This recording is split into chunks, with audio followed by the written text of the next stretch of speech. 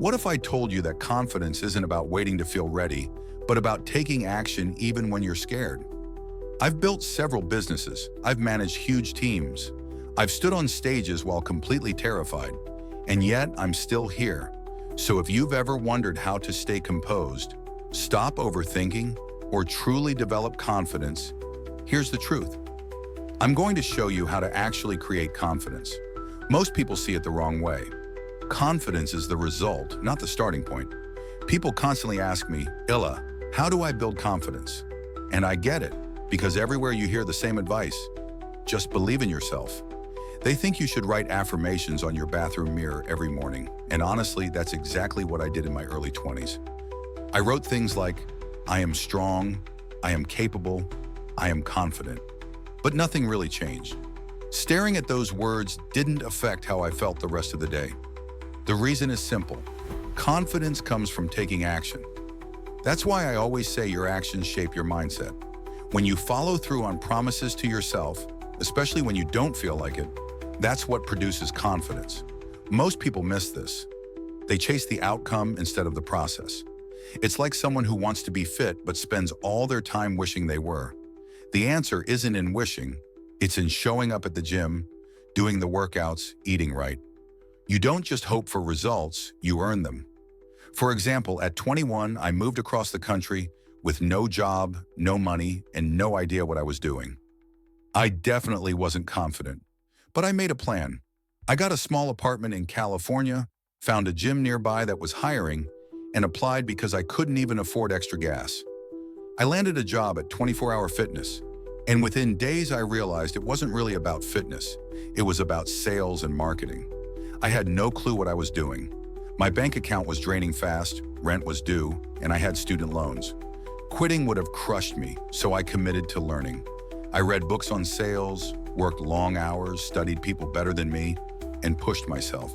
The first time I tried to make a sale, I nearly threw up in the bathroom, but I didn't quit. For weeks, I was terrified. Then one day, I closed my first sale. My team celebrated, but what mattered most wasn't the money. It was how I felt about myself. In that moment, I realized I could do it. That one win opened my mind to new possibilities and broke my old beliefs. Affirmations alone could never have done that. Only the work did. Here's the truth.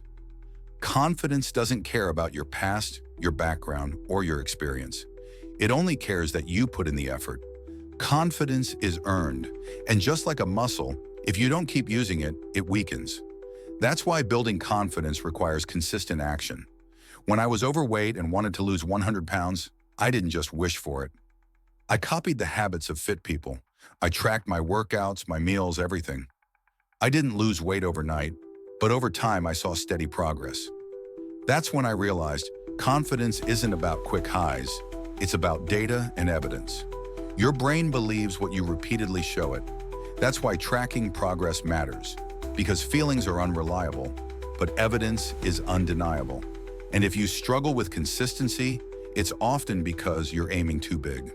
The fastest way to grow confidence is to start small. I knew a coach who told clients not to change their diet or workouts in the first week. Instead, he had them just make their bed every day. It sounds silly, but it worked. After 7 days, people felt proud and capable, ready for the next step. Small wins stack up and build momentum. That's how I help people overcome stage fright too.